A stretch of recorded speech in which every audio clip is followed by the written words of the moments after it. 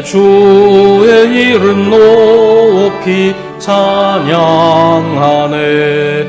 오 하나님 우리의 대주제시여 큰 풍랑이 일 때도 도우셨네. 죽음에서 우리를 구하셨으니 내 주의 이름 높이 찬양하네.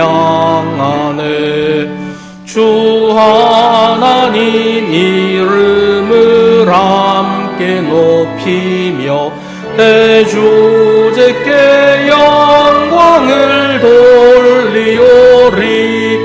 그 능력이 우리를 지켜주시니 높이 찬양하네. 아멘.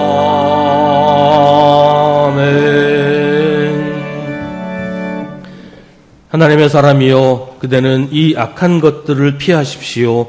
의와 경건과 믿음과 사랑과 인내와 온유를 주십시오. 믿음의 선한 싸움을 싸우십시오. 영생을 얻으십시오. 하나님께서는 영생을 얻게 하시려고 그대를 부르셨습니다.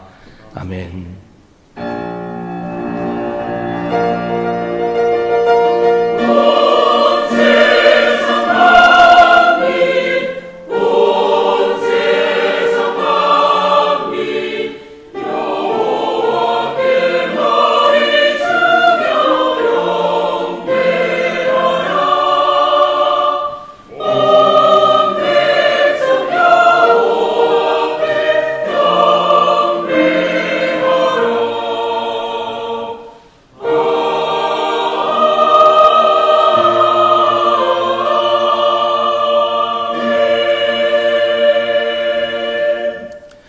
주님, 우리의 무지하고 어리석음을 불쌍히 여겨주옵소서.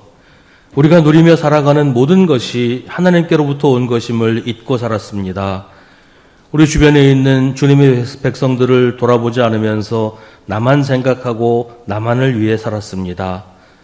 당장 눈앞에 보이는 현실만 보다가 영원하신 하나님과 하나님 나라를 잊어버리고 살았습니다. 이 땅에서 살아가는 일만을 하며 살았던 우리를 용서하시고 불쌍히 여겨주옵소서.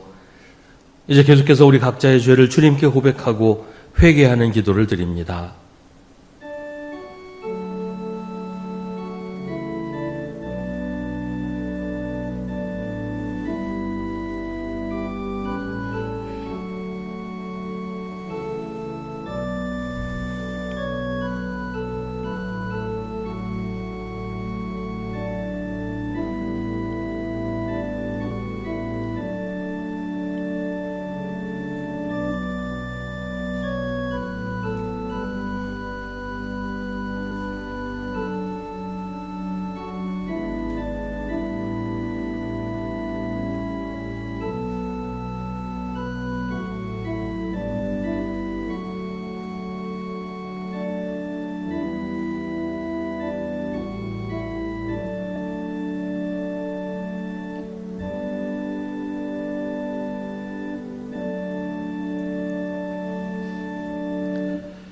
우리에게 말씀하시는 주님의 음성을 들으십시오. 이제는 내가 너희에게 나를 너희의 주로 알아볼 수 있는 마음을 주겠다. 그러면 너희가 온전한 마음으로 나에게 돌아와서 나의 백성이 되고 나는 너희의 하나님이 될 것이다. 아멘. 사도신경으로 우리의 신앙을 고백하겠습니다. 나는 전능하신 아버지 하나님 천지의 창조주를 믿습니다. 나는 그의 유일하신 아들 우리 주 예수 그리스도를 믿습니다. 그는 성령으로 잉태되어 동정녀 마리아에게서 나시고 본디오 빌라도에게 고난을 받아 십자가에 못 박혀 죽으시고 장사된 지 사흘 만에 죽은 자 가운데서 다시 살아나셨으며 하늘에 오르시어 전능하신 아버지 하나님 우편에 앉아 계시다가 거기로부터 살아있는 자와 죽은 자를 심판하러 오십니다. 나는 성령을 믿으며 거룩한 공교회와 성도의 교제와 죄를 용서받는 것과 몸의 부활과 영생을 믿습니다. 아멘. 성지교독은 주보에 있는 시편 91편의 말씀입니다.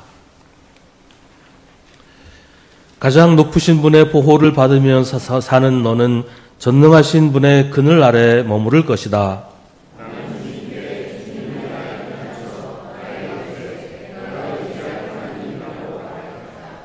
정녕 주님은 너를 사냥꾼의 덫에서 빼내주시고 죽을 병에서 너를 건져주실 것이다.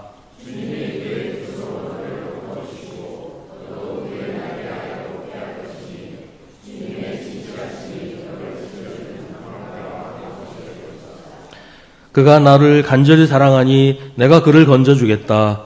그가 나의 이름을 알고 있으니 내가 그를 높여주겠다.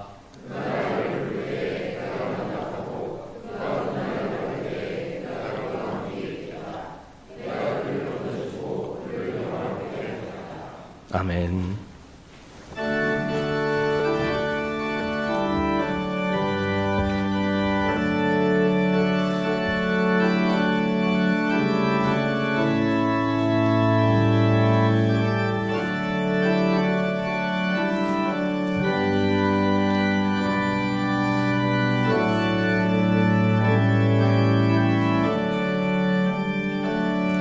오 놀라운 구세주 예수 내 주 참 능력의 주시로다.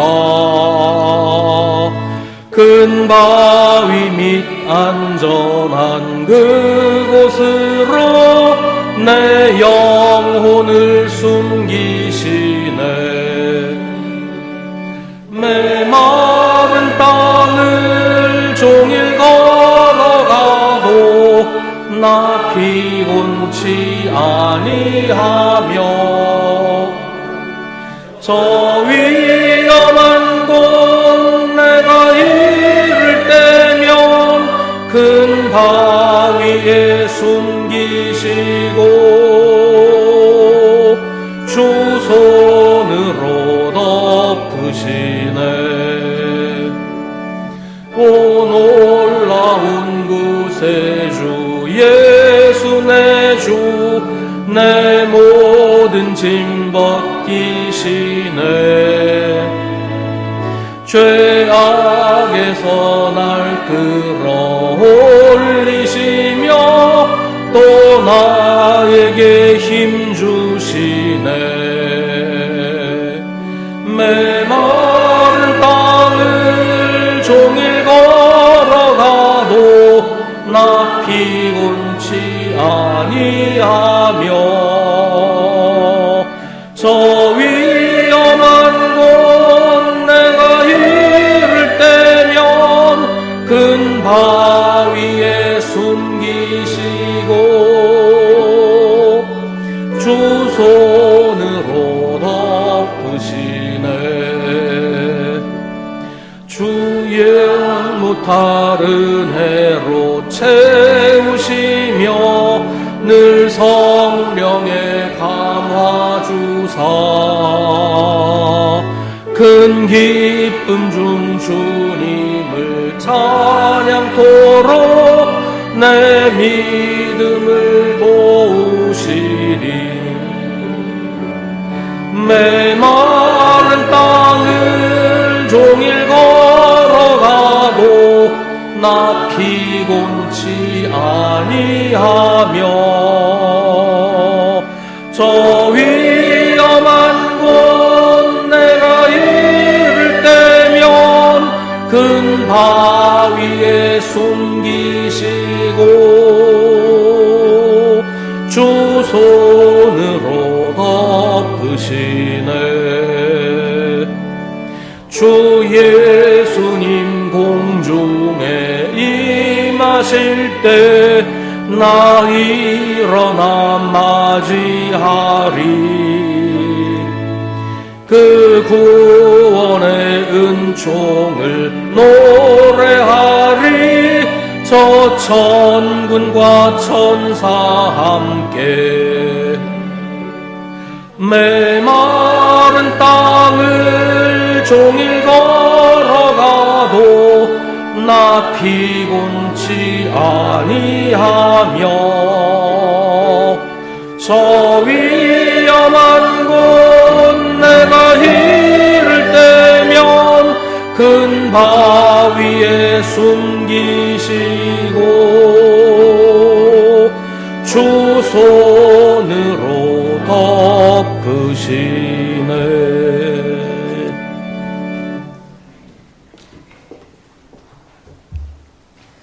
지금도 살아서 역사하시는 전능하신 하나님, 지난 한 주간도 잘 지켜주셔서 오늘 예배의 축복 속에 하나님의 자녀로 불러주심에 감사를 드립니다. 십자가 구속에 큰 사랑을 주셨음에도 연약한 저희들은 순간순간 저희 스스로의 생각에 사로잡혀 걱정과 근심으로 무기력하게 세상을 살아갑니다. 지금 이 시간 세상의 주권자이신 하나님께서 항상 함께 하심을 깨닫는 은혜의 예배를 회복하게 하옵소서. 그래서 저희들이 하나님 나라의 소망을 가진 영원한 생명의 상속자로 살아가기를 기도합니다. 약한 자와 낮은 자와 병든 자를 위해 오신 예수님, 강대국들 마음대로 세상 어디서 전쟁이 나도 이상하지 않는 세계 정세와 급변하는 경제 상황과 재앙과 재난으로 흔들리고 있는 이 시대에 어둠의 빛을 주시고 사망에서 생명으로 옮겨주시는 주님의 복음을 전하게 하옵소서. 영원하신 하나님의 말씀과 평안과 긍휼이 우리 사회를 살아나게 하옵소서. 저희들의 모든 관계와 상황 속에서 오는 문제와 사건들을 오직 주님이 주신 말씀과 기도로 통과하는 변화의 기회가 되게 하시고 교회에서 받은 직분을 능히 감당하는 재직이 되어 교회와 이웃을 위해 기도하는 올바른 그리스도인이 되기를 원합니다. 교회의 모든 부서가 활성화되고 저희들의 건강과 생활과 믿음이 회복되도록 기도하오니 한 주간 하나님의 돌보심과 치유의 응답을 누리게 하옵소서. 선대의 믿음을 이어가는 후대들이 자라고 있는 교회 학교와 하나님께 기쁨으로 찬양을 드리는 성가대와 각 부서들을 축복해 주옵소서. 하나님의 말씀으로 우리를 튼튼히 세워주시는 목사님께도 성령의 충만함과 영육간의 강건함을 주시고 하나님의 은혜로 형통하게 하옵소서. 우리 주 예수 그리스도의 이름으로 기도드립니다. 아멘. 하늘에 계신 우리 아버지, 아버지의 이름을 거룩하게 하시며 아버지의 나라가 오게 하시며 아버지의 뜻이 하늘에서와 같이 땅에서도 이루어지게 하소서. 오늘 우리에게 일용할 양식을 주시고 우리가 우리에게 잘못한 사람을 용서하여 준 것 같이 우리 죄를 용서하여 주시고 우리를 시험에 빠지지 않게 하시고 악에서 구하소서. 나라와 권능과 영광이 영원히 아버지의 것입니다. 아멘.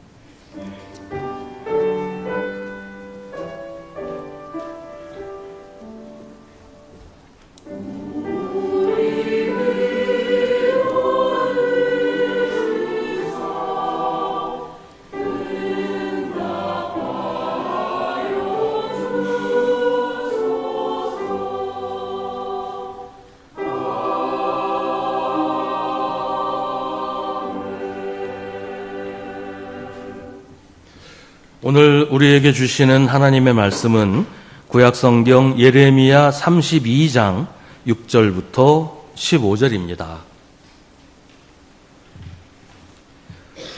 예레미야 32장 6절부터 15절 말씀입니다.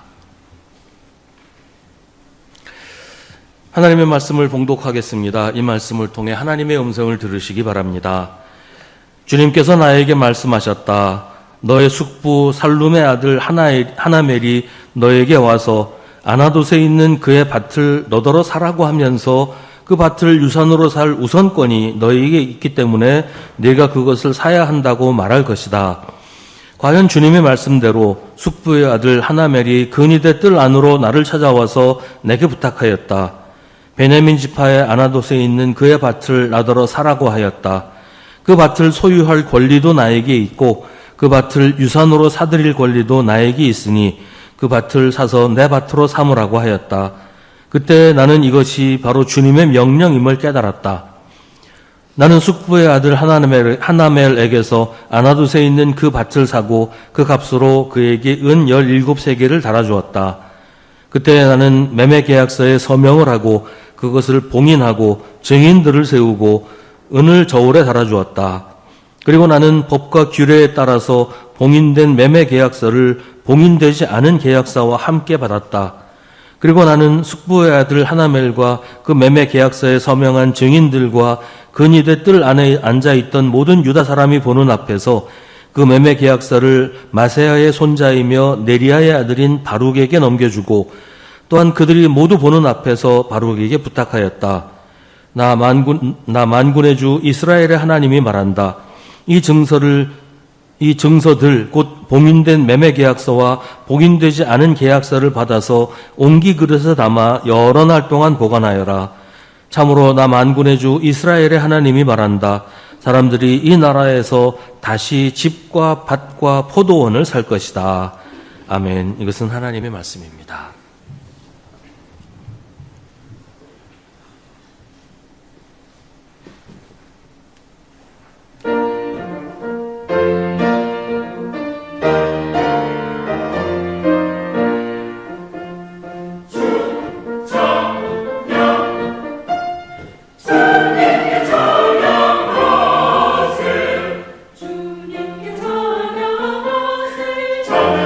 주기도 주기도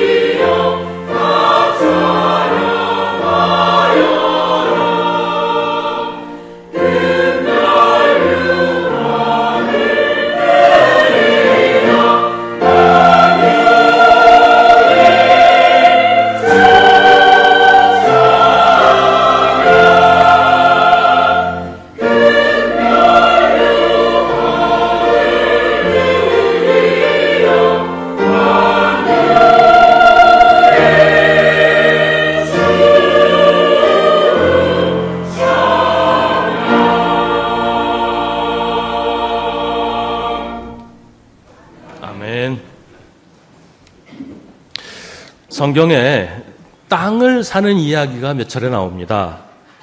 아브라함이 가나안에서 살면서 처음에는 자기 소유의 땅이 없었어요. 맨 처음 땅을 산 것이 아내 사라가 죽은 다음에 사라의 묘지를 만들기 위해서였습니다.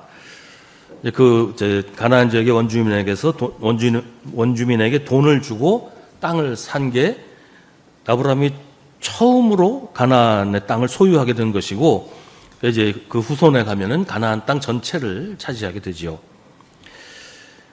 북이스라엘 왕 아합은 나봇이라는 사람이 포도주를 사고 싶었는데 이 사람이 팔질 않으니까 굉장히 속이 상했어요. 그 안에 이세벨이 음모를 꾸며서 나봇을 죽이고 포도원을 몰수하는 방식으로 나봇의 포도원을 탈취합니다. 이게 이 일 때문에 아합과 이세벨이 하나님의 심판을 받고 죽게 되는 그런 중요한 이유가 됩니다. 신약에서는 가룟 유다가 예수님을 팔아넘긴 것을 뉘우쳐서 예수님을 팔아넘긴 대가로 받은 돈 은 30냥을 성전에 내던지고 목을 매요. 대제사장들은 그 돈을 다시 회수할 수 없다. 이건 피 묻은 돈이기 때문에 그냥 회수할 수 없다. 그래서 그 돈 가지고 토기장의 밭을 사서 이방인들의 무덤으로 사용하기로 합니다. 이제 이런 식으로 성경에서 땅을 사는 이야기가 몇 차례 나오는데 다 어떤 스토리를 가지고 있습니다. 아무 의미 없이 누가 어떤 부동산을 매매했다 그 얘기를 하려고 하는 게 아니에요. 오늘 말씀도 예레미야가 땅을 사는 이야기를 하고 있습니다. 단순히 예레미야가 부동산을 매입했다 그 얘기를 하려고 이 말씀을 성경에 기록한 건 아니죠. 예레미야가 땅을 산 것은 하나님의 명령으로 그렇게 한 건데 아주 중요한 의미와 이유가 있다는 것입니다. 예레미야 32장에서는 오늘 이 일이 시드기야 왕 10년에 있었던 일이라고 합니다. 예레미야 32장 1절에 보면 그 얘기가 나오는데요. 이제 이때가 언제냐면 바빌로니아가 처음 예루살렘을 정복하고 한 무리의 포로를 바빌로니아로 끌고 간 지 10년이 지난 때다라는 얘기예요. 10년 후에 다시 바빌로니아가 유다에 쳐들어와서 예루살렘을 포위하고 금방이라도 예루살렘 성을 함락할 상황이었어요. 함락시킬 그런 상황이었어요. 그때 예레미야는 반역자라는 오해를 받고 갇혀 있었습니다. 지금 예레미야는 왕실 감옥에 갇혀 있는데 예레미야가 갇히게 된 이유는 언제나 시대의 사조와 역행하는 예언을 했기 때문이었어요. 유다 백성들이 하나님이 자기들을 지켜주실 것이고 어떤 위험도 자기들한테는 해당이 없다고 하면서 안심하고 있을 때에 예레미야는 그들의 기대와는 정반대로 하나님이 너희를 심판하셔서 유다가 바빌로니아에게 멸망당할 것이라고 선포를 했습니다. 예레미야가 이렇게 하나님 말씀을 선포하던 때에 다른 예언자, 그러니까 거짓 예언자들은 유다 백성들에게 위로와 확신과 희망을 전하고 있었어요.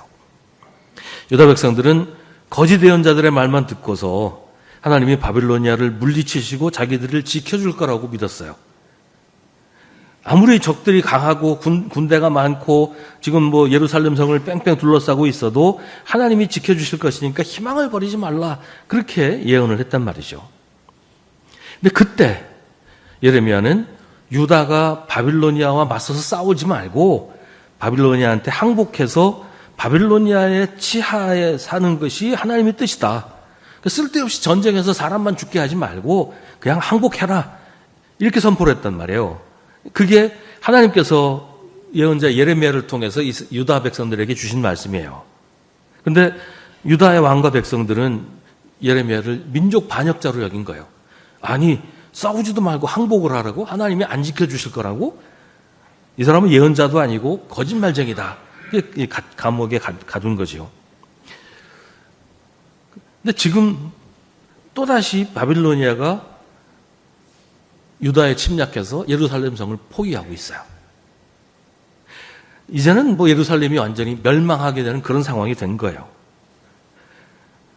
근데 그 모습을 보면서 유다 왕과 백성들은 예레미야를 미워합니다. 저렇게 재수없는 말에서도 이런 상황이 생긴 거 아니냐? 그러면서 감옥에 가두게 된 겁니다. 이런 위기의 시대, 절망의 시대에 예레미야는 다시 하나님의 말씀을 선포합니다. 그리고 이번에도 예레미야가 선포하는 하나님의 말씀은 시대의 상황을 거스르는 역행하는 예언을 합니다. 하나님께서 예레미야에게 말씀하십니다. 예레미야의 숙부 살룸의 아들, 그러니까 예레미야의 사촌인 하나멜의 땅을 사라고 하십니다. 하나멜이 예레미야에게 땅을 팔려고 하는 것은 그 밭을 유산으로 살 우선권이 예레미야에게 있기 때문이었습니다. 이 레위기 25장 25절부터 28절에 이제 이런 얘기가 나와요. 어떤 사람이 유산으로 받은 밭을 팔 때 가까운 친척이 그 땅을 산 사람한테 돈을 주고 그 땅을 되찾아올 수 있다. 이제 이런 규정이 있어요. 이게 무슨 얘기냐면 이스라엘 백성들이 가나안에 들어가서 이제 살면서 하나님께서 각 지파별로 땅을 분배를 해주셨어요. 어디부터 어디까지는 어떤 지파, 어디부터 어디까지는 어떤 지파 이렇게 땅을 다 분배를 해주셨단 말이에요. 그리고 그 땅을 지켜야 했어요. 그 지파가 그 땅을 잘 관리하고 보존하도록 하나님께서 명령을 하셨어요. 그게 지파 전체의 공동 소유는 아니고 각 가문마다 집을 또 땅을 나눴죠. 그러니까 어떤 가문이 어떤 땅을 가지고 있었는데 이 집안이 이제 몰락을 한 거예요. 뭐 흉년이 들었거나 어떻게 했거나 먹고 살 수가 없게 되어서 그 땅을 팔아야만 되는 상황이 올 수가 있잖아요. 원래는 이스라엘 율법에는 땅은 모두가 하나님의 소유이기 때문에 사람들은 땅을 사고 팔 수가 없다고 레위기에서는 규정을 하고 있어요. 근데 현실적으로 뭐 그렇게 땅을 팔아야만 살아남을 수 있는 상황이 있기 때문에 땅을 팔게 된단 말이에요. 근데 땅을 팔 때 다른 지파나 혹은 이방 민족에게 땅을 팔면 그 땅을 완전히 잃어버리게 되는 것이 되잖아요. 그 지파에 그 땅이 남아있지 않게 된단 말이에요. 그래서 율법에 어떻게 규정을 하고 있냐면 땅을 어떻게든지 팔았을 때 그 땅을 판 사람의 가장 가까운 친척이 돈을 주고 그 땅을 되살 수 있는 권리가 있다. 이렇게 규정을 하고 있어요. 그러니까 혹시 땅을 팔았더라도 그 땅이 영원히 다른 지파나 다른 민족의 소유가 되지 않도록 그 지파 사람들, 그 가문 사람들 중에 가장 이 땅을 판 사람과 가까운 사람이 그 땅 내가 도로 사겠소라고 하면 땅을 사간 사람은 반드시 그 사람에게 되팔아야 할 그런 규정이 있었다는 거죠. 그리고 혹시 땅을 팔려고 할 적에도 생판 모르는 남한테 팔지 말고 가장 가까운 사람한테 그 땅을 팔아라. 그 지파 안에, 그 가문 안에 있는 가장 가까운 사람한테 그 땅을 팔아야 이게 남에게 넘어가지 않고 남아있게 된다. 그런 규정이 있단 말이죠. 성경에서 이 규정이 실제로 실행되었던 사례가 룻기에 나옵니다. 그 룻기에 보면 엘리멜렉이라는 사람이 기근을 피해서 모압이라는 나라로 이민을 가요. 근데 거기서 엘리멜렉과 두 아들이 모두 죽게 됩니다. 그러자 엘리멜렉의 아내인 나오미와 둘째 며느리 룻은 다시 베들레헴 고향으로 돌아옵니다. 그때 룻을 눈여겨본 보아스라는 사람이 마침 엘리멜렉의 가까운 친척이어서 나오미가 엘리멜렉의 땅을 팔려고 하니까 자기가 그 땅을 사겠다고 하는 거예요. 가장 가까운 친척이 물론 이제 그 전에 있던 사람이 있었지만 그 사람이 안 사겠다고 하니까 보아스가 자기가 엘리멜렉의 땅을 사겠다. 그리고 룻도 내 아내로 맞이하겠다 하는 얘기가 룻기에 나옵니다. 이게 오늘 예레미야서에 나온 얘기가 바로 그런 얘기예요. 하나멜이라는 사람이 땅을 팔아야 되겠는데 예레미야가 하나멜의 가장 가까운 친척이기 때문에 뭐 사촌간이니까 그랬겠죠. 예레미야가 그 땅을 사도록 해달라고 요청을 하는 거예요. 근데 이게 이제 율법의 규정을 따르는 일이긴 했지만 현실적으로 보면 이게 굉장히 어처구니가 없는 일일 수밖에 없어요. 지금 바빌로니아 군대가 예루살렘 성을 포위하고 있어요. 이제 곧 나라가 망할 거예요. 없어질 거예요. 나라가 없어지면 이 땅이 내 땅이요라고 주장해 봐야 아무 소용이 없어요. 나라도 없어지고 백성들은 포로로 끌려가고 또 끌려가는 전쟁통에 내가 죽을 수도 있는데 지금 내가 땅을 산다? 이건 정말 바보짓이죠. 근데 예레미야는 그 땅을 삽니다. 왜냐하면 땅에 욕심이 나서가 아니고 하나님이 그렇게 하라고 명령하셨기 때문이에요. 그게 무슨 얘기냐면 예레미야가 그 하나멜의 땅을 산 것은 하나님께서 유다 백성들에게 이 일을 통해서 전하고 싶은 메시지가 있었다는 얘기예요. 그러니까 땅을 산 것 그 자체가 하나님께서 선포하시는 예언의 말씀이다라는 얘기죠. 그러니까 현실적으로 보면 이건 그 땅을 산다는 건 정말 바보짓이에요. 돈을 그냥 길바닥에 내다 버리는 그런 행동이란 말이에요. 이 땅이 내 땅이 될 수가 없는 상황이잖아요. 이제 나라도 망하고 끌려가고 죽을 수도 있는데, 더군다나 지금 예레미야는 감금된 상태예요. 이런 상태에서 땅을 산다? 이건 정말 어리석은 일이 아닐 수 없습니다. 그러나 예레미야는 그렇게 합니다. 왜냐하면 하나님께서 하라고 하셨기 때문이고, 이게 하나님께서 선포하시는 예언의 말씀이기 때문입니다. 지금 예레미야는 왕실 감옥에 갇혀 있어요. 그래서 땅을 사는 일도 자유롭지 않고 땅 주인의 권리를 행사하는 일도 할 수가 없으니까 바룩이라는 사람을 대리인으로 세워서 그 매매 계약서를 옹기 그릇에 보관하게 합니다. 문서를 옹기 그릇에 보관하라고 하는 것은 지금 당장 그 땅에 관한 권리를 행사할 수가 없다. 그러니까 좀 잘 보관해서 나중에 행사할 수 있게 될 때 그렇게 하겠다라는 의미예요. 이제 그 나라 자체가 없어지고 사람들은 포로로 끌려갈 거니까 당장 문서가 무슨 소용이 있겠어요. 잘 보관해 두라 하는 거죠. 예레미야가 땅을 산 것은 예레미야의 필요나 의사와는 전혀 상관없이 하나님이 시키시는 대로 한 것이고, 그것 자체가 하나님께서 유다에게 선포하시는 예언의 말씀이었어요. 예레미야는 줄곧 그 시대의 사조나 상황과는 정반대되는 선포를 해왔고, 지금 이것도 그렇습니다. 지금은 절망의 시대예요. 한 치 앞도 장담할 수 없는 정말 막막한 어둠의 때입니다. 지금은 어떤 희망도 가질 수 없는 그런 때예요. 그런데 하나님은 예레미야에게 땅을 사라고 하십니다. 왜냐하면 그 땅으로 다시 돌아올 것이기 때문입니다. 사람들이 이 나라에서 다시 집과 포도원을 살 것이기 때문에 땅을 사라는 거예요. 처음에 예레미야가 하나님의 심판을 선포했을 때 사람들은 아예 그 땅을 떠날 일이 없을 거라고 했어요. 하나님이 지켜주실 거니까 우리는 이 가나안 땅에서 안전하고 편안하게 살 거야 라고 생각했어요. 하나님께서 지켜주실 거니까 뭐 바빌로니아가 아무리 강대해도 상관없다고 생각했어요. 근데 예레미야는 그때 지금 바빌로니아에게 항복해야 살 수 있다고 말했습니다. 그러니까 예레미야가 예언한 대로 됐죠. 바빌로니아가 유다를 정복하고 사람들을 포로로 끌고 갔으니까요. 거짓 예언자들의 말이 거짓말이고 예레미야의 선포가 하나님의 말씀이었다는 것이 확인됐습니다. 근데 지금 사람들은 유다에 더 이상 미래가 없다고 생각하고 있어요. 이제는 다 끝났다고, 모든 희망이 사라졌다고, 이제는 절망뿐이라고 믿었어요. 이제 또다시 바빌로니아가 예루살렘을 완전히 파괴할 것이고 우리를 또다시 포로로 끌고 갈 텐데, 그럼 다시는 이 땅으로 돌아오지 못할 거라고 생각을 한 겁니다.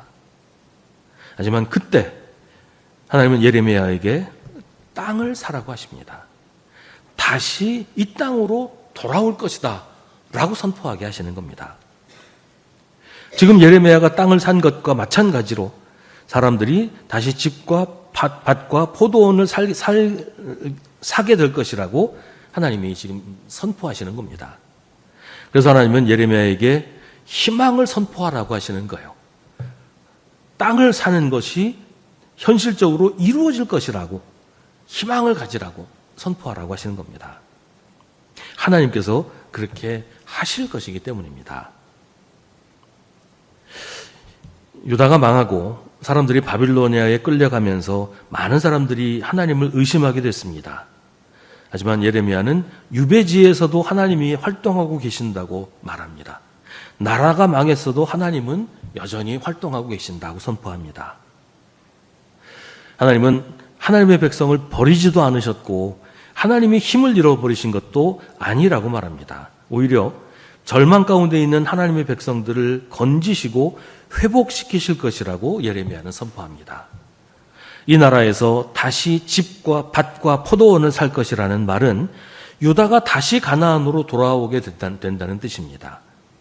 바빌로니아에서 잘 적응해서 살게 될 것이 아니고 다시 가나안으로 돌아오면 하나님께서 유다를 회복시켜 주신다는 말입니다. 유다가 멸망하기 전에는 사람들이 우리는 안전하다, 평안하다고 믿었습니다. 그러다가 바빌로니아의 포로로 끌려간 후에는 거기서 잘 적응하고 정착해서 평안하게 사는 것이 최선이라고 생각하는 사람들이 속출하기 시작했어요. 예레미야가 예언한 게 이런 얘기구나. 우리가 빨리 이 바빌로니아에 항복했으면 일찌감치 여기 와서 좀 더 자리 잡고 잘 살았을 텐데 이 얘기였구나 라고 생각을 했어요. 예레미야가 계속해서 바빌로니아한테 저항하지 말고 항복하라고 했던 이유가 이거였구나. 이게 하나님의 계획이었구나. 그렇게 사람들이 생각을 한 거예요. 근데 그게 하나님의 계획의 전부가 아니었단 말이에요. 유다가 망하고 백성들이 바빌로니아에 가서 사는 것으로 하나님의 계획이 끝나는 게 아니었다는 말이에요. 하나님의 계획은 유다가 멸망해서 절망하는 것으로 끝나는 것이 아니고 죄를 깨달아서 회개하고 하나님께로 돌아오는 것이었어요. 이게 하나님의 계획이에요. 하나님께로 돌아오면 희망이 있다는 겁니다. 하나님은 유다 백성이 바빌로니아에 끌려가는 것으로 하나님의 일정을 마치지 않으시고 가나안으로 돌아오는 것까지가 하나님의 계획이라고 말씀하십니다. 그러니 꿈을 포기하지 말라고 하시는 거예요. 예레미야가 땅을 산 이유가 바로 그겁니다. 때때로 우리에게 절망적인 상황이 닥치기도 해요. 우리에게 닥친 절망은 우리에게 어떤 희망도 가지지 말라고 다그치는 것 같습니다. 희망을 가지는 것이 너무나 어리석은 것처럼 보일 때가 있어요. 마치 예레미야가 바빌로니아 군대가 포위하고 있는 예루살렘의 땅을 사는 것처럼 희망을 가지는 게 바보짓처럼 보일 수도 있어요. 그런데 하나님은 예레미야에게 땅을 사라고 하십니다. 희망을 포기하지 말아야 할 뿐 아니라 적극적으로 희망을 가지라고 하시는 거예요. 꿈을 버리지 말고 오히려 적극적으로 꿈을 꾸라고 하십니다. 왜냐하면 하나님이 끝내지 않으셨기 때문이에요. 하나님이 우리에게 희망을 가지게 하시려고 절망적인 상황을 주시는 건 아닙니다. 하나님이 우리에게 고난을 주시고 그 고난에서 구원하시면서 생색내시는 게 아니에요. 저는 그런 얘기한 사람이 있었죠. 하나님이 우리 민족이 예수 믿게 하시려고 일본의 식민지로 만드셨으니까 우리가 일본한테 신세를 진 것이다. 이런 얘기했던 사람이 있었는데 이건 정말 아닙니다. 이건 말도 안 되는 소리예요. 하나님이 우리한테 병 주고 약 주시는 거예요? 우리 가지고 장난치시는 것도 아니고 하나님이 그런 일을 하시겠어요? 하나님은 고난 가운데서도 우리를 버리지 않고 구원하시는 것이지 우리를 구원하시는 거 보여주려고 일부러 고난을 주시는 게 아니에요. 고난에는 그 나름대로 이유가 있어요.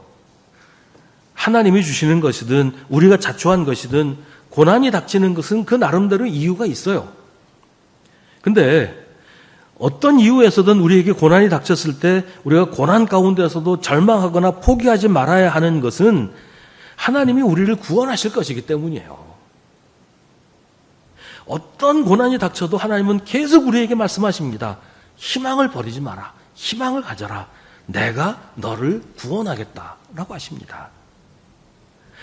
우리가 어떤 상황에 있더라도 우리가 절망하고 낙심하고 모든 걸 다 포기하는 그런 상황에 있더라도 여전히 하나님은 변함없이 활동하고 계신다는 겁니다. 예레미야는 그 희망이 지금 당장 이루어질 거라고 생각하지는 않았어요. 그래서 바룩에게 문서를 옹기 그릇에 넣어서 보관하라고 합니다. 어쩌면 자기가 살아있는 동안에는 다시 그 땅을 보지 못할 수도 있다고 생각했을 수도 있어요. 그러나 자기는 아니더라도 바룩이 그 문서를 다시 되찾아서 그 땅을 차지할 수도 있을 것이고 어떻게든 하나님께서 다시 이 가나안으로 돌아오게 하실 것이니까 이 문서도 잘 보관해 두어라. 시간이 걸릴지라도 하나님은 반드시 이 일을 이루신다. 그런 의미로 그 문서를 옹기 그릇에 보관하게 합니다. 그러니까 옹기 그릇에 보관된 문서는 단순히 땅 문서가 아니라 유다의 희망이었어요. 흙으로 만든 그릇이 유다의 희망을 담는 귀한 그릇이 된 겁니다. 우리가 희망을 가질 때 우리는 하나님의 계획을 담는 귀한 그릇이 됩니다. 현실이 절망적이라고 해서 낙심하고 포기하면 우리는 아무것도 아닌 흙덩어리에 불과하지만 어떤 상황에서도 하나님이 우리를 구원하시려고 지금도 활동하고 계신다는 것을 믿고 희망을 가지면 우리는 하나님의 계획을 우리 안에 품고 있는 옹기 그릇이 되는 거예요. 하나님은 예레미야를 통해서 그 사실을 알려주십니다. 바빌로니아 군대가 예루살렘 성을 포위하고 있을 때 예레미야는 감옥에 갇혀 있었지만 땅을 삽니다. 사람들이 이 나라에 다시 집과 밭과 포도원을 살 것이라는 사실을 사람들에게 알려주기 위해서입니다. 때때로 우리 상황이 우리를 압도합니다. 빠져나갈 구멍이 없어 보여요. 한 걸음도 앞으로 나아갈 수 없을 것만 같습니다. 이제 다 끝난 것처럼 느껴지기도 해요. 바로 그럴 때 하나님께서 우리에게 희망을 가지라고 하십니다. 아직 하나님이 끝내지 않으셨기 때문이에요. 아직 하나님이 활동하고 계신다는 사실을 알라고 하십니다. 절망에 빠져서 죽기를 청하던 엘리야에게 하나님이 하신 말씀을 기억합니다. 너는 돌이켜 광야길로에서 다마스쿠스로 가거라. 거기에 이르거든 하사엘에게 기름을 부어서 시리아의 왕으로 세우고 또 님시의 아들 예후에게 기름을 부어서 이스라엘의 왕으로 세워라. 그리고 아벨무홀라 출신인 사밧의 아들 엘리사에게 기름을 부어서 내 뒤를 이을 예언자로 세워라. 하사엘의 칼을 피해서 도망하는 사람은 예후가 죽일 것이고 예후의 칼을 피해서 도망하는 사람은 엘리사가 죽일 것이다. 그러나 나는 이스라엘에 7,000명을 남겨놓을 터인데 그들은 모두 바알에게 무릎을 꿇지도 아니하고 입을 맞추지도 아니한 사람이다. 엘리야는 다 끝났다고 생각했어요. 절망이라고 말합니다. 하나님한테 나 죽여주세요. 나 더 이상 아무것도 할 수 없습니다. 이제 나 혼자 남았는데 혼자서 뭐 합니까? 라고 막 호소하고 한탄을 합니다.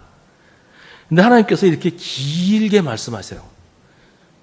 아직도 할 게 참 많이 남지 않았냐. 이거 다 해야 되는데 난 아직 끝나지 않았어. 아직도 할 게 많아. 라고 말씀하신단 말이에요. 엘리야는 절망을 호소했지만 하나님은 희망을 말씀하십니다. 십자가에 달리신 예수님의 무덤을 찾아온 여인들에게 천사가 말합니다.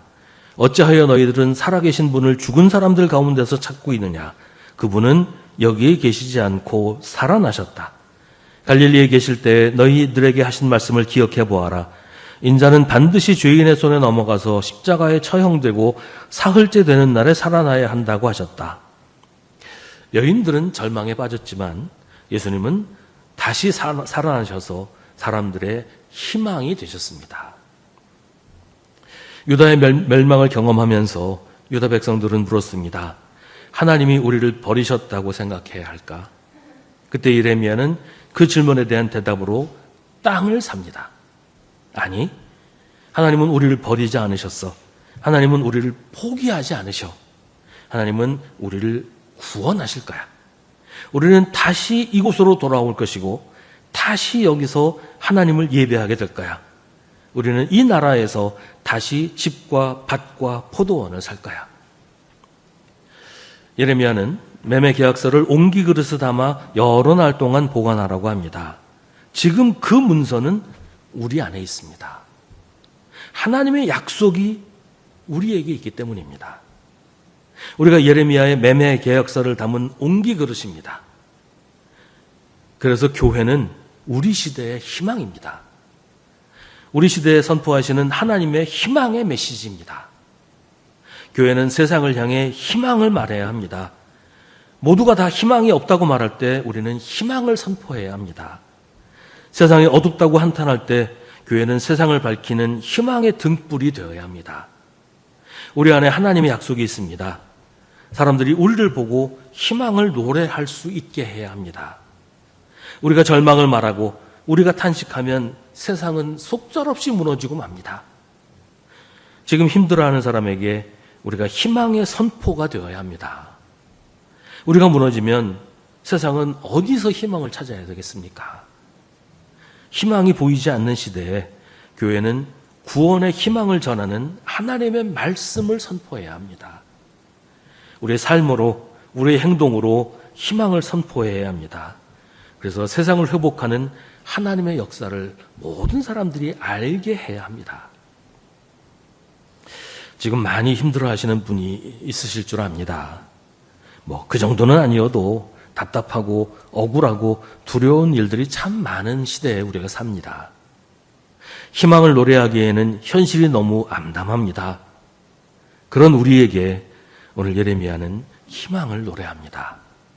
절망의 한복판에서 부르는 희망의 노래를 우리에게 들려줍니다. 어쩌면 좀 늦을지도 모릅니다. 하지만 하나님은 말씀하십니다. 비록 더디더라도 그 때를 기다려라. 반드시 오고야 만다. 늦어지지 않을 것이다. 하나님이 살아계시고 하나님이 지금도 활동하고 계시다. 그러니 우리는 절망의 노래가 아니라 희망의 노래를 불러야 합니다. 우리의 희망은 하나님이 주시는 것입니다. 하나님이 중단하시지 않는 한 희망은 살아 있습니다. 우리가 하나님을 믿는 한 하나님은 멈추지 않으십니다. 그래서 우리에게 희망은 사라지지 않습니다. 하나님을 신뢰하고 의지하면 하나님은 우리를 구원하시고 회복시켜 주십니다. 우리 안에 있는 희망이 현실이 되고야 말 것입니다. 기도하겠습니다. 오늘 우리에게 주신 하나님의 말씀을 깊이 묵상하십시오. 이 말씀을 통해 지금 우리에게 말씀하시는 하나님의 음성을 들으십시오.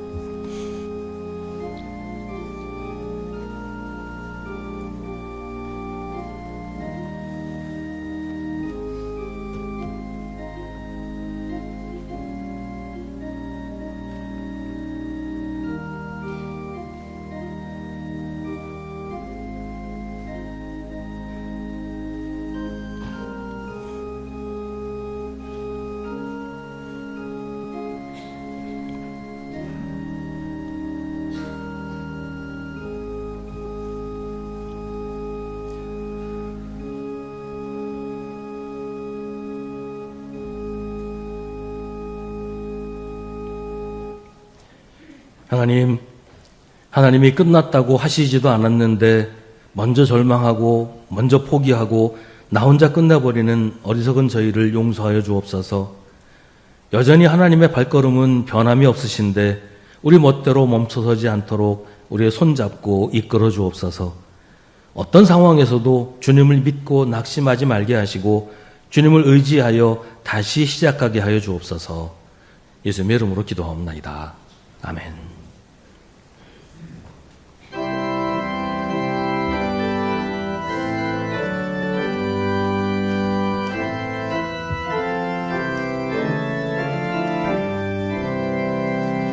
내 주는 강한 성이요 방패와 병기 되시니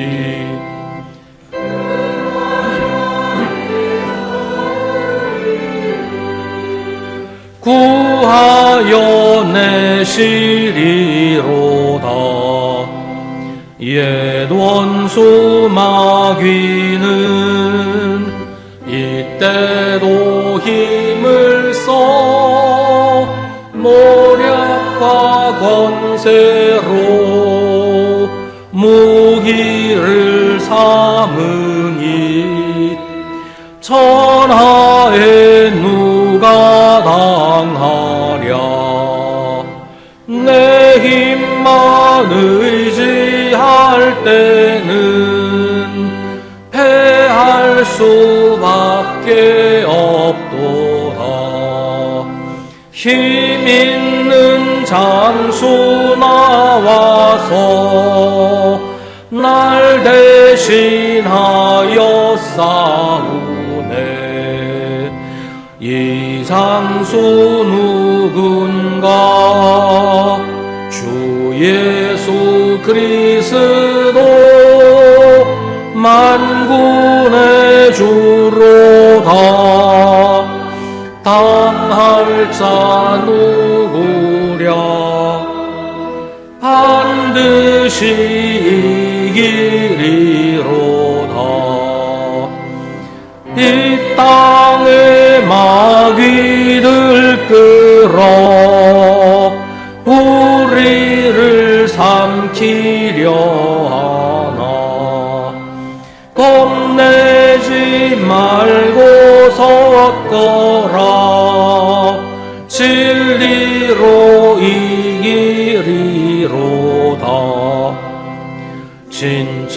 값과 재물과 명예와 생명을 다 빼앗긴데도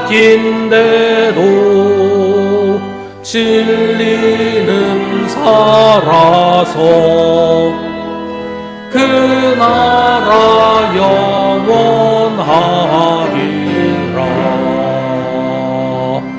아멘.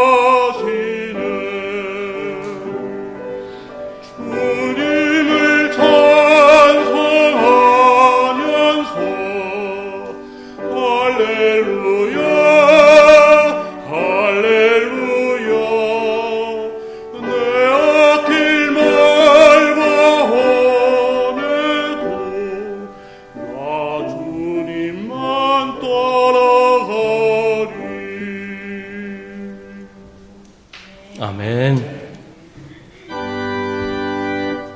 모든 것이 주께로부터 왔으니 이 예물을 주께 바치나이다.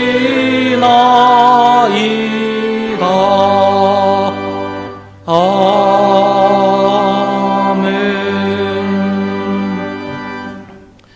고마우신 하나님, 주님 허락하신 복된 날 주님께 예배하게 하시니 감사드립니다.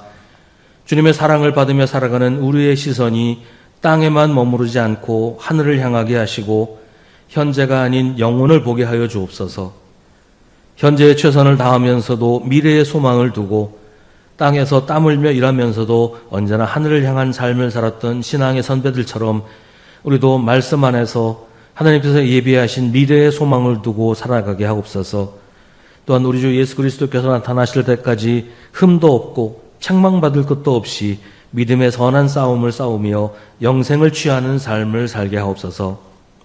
주님, 하늘을 향한 마음으로 드리는 예물을 받아주시옵소서. 예물 드리는 이들의 심령에 아버지의 사랑을 더해 주셔서 알뜰한 행복이 열매 맺게 하여 주시고 우리의 삶의 터전이 주님의 풍성함으로 채워지게 하여 주옵소서. 이 예물들이 주님께서 기뻐하시는 일에 사용되게 하옵소서. 예물과 함께 드리는 우리의 기도 제목들을 다 받아주셔서 놀라우신 주님의 능력으로 무한하신 주님의 사랑으로 응답하여 주옵소서. 예수님의 이름으로 기도하옵나이다. 아멘.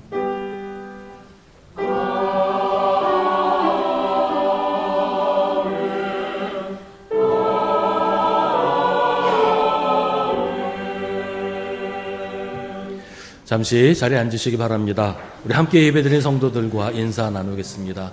주님의 이름으로 문안하시고 인사하십시다.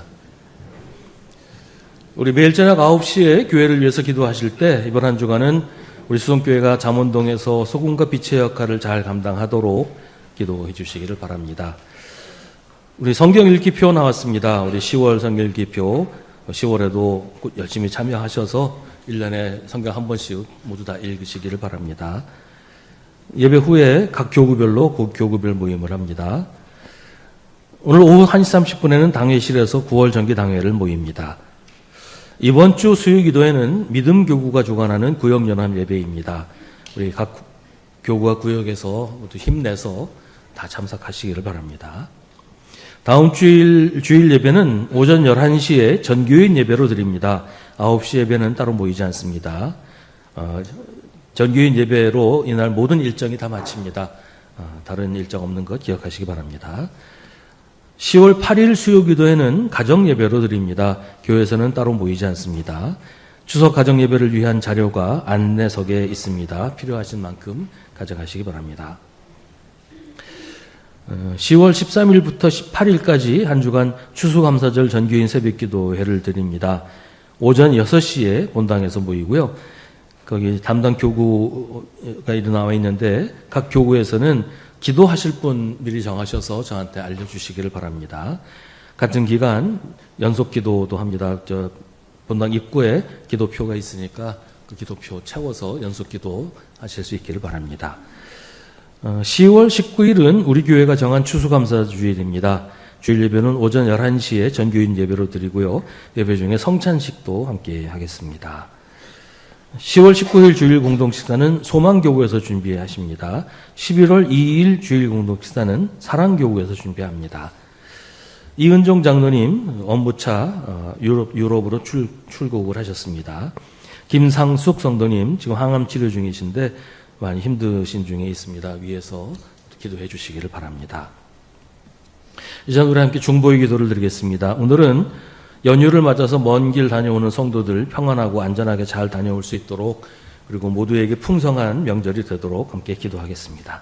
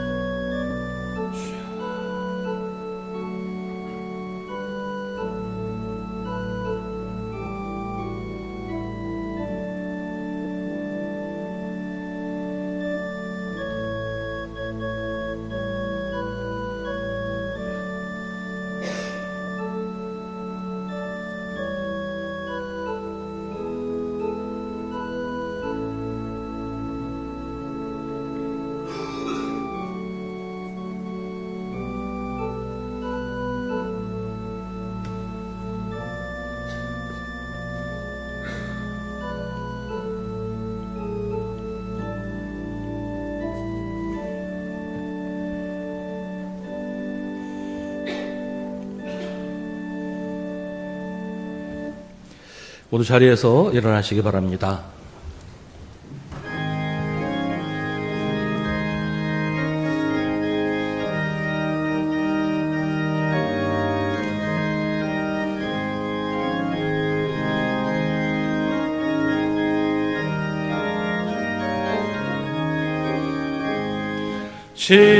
십자가를 내가 지고 주를 따라갑니다.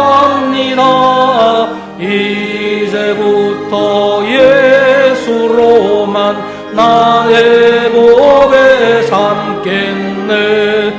세상에서 부귀영화 모두 잃어버려도 주의 평안 내가 받고 영생 복을 받겠네. 주도 곤욕 당했으니 나도 곤욕 당하리. 세상 사람 간사하나 예수 진실합니다. 예수 나를 사랑하사 빛난 얼굴 보이면 원수들이 미워해도 염려 것 없겠네. 내가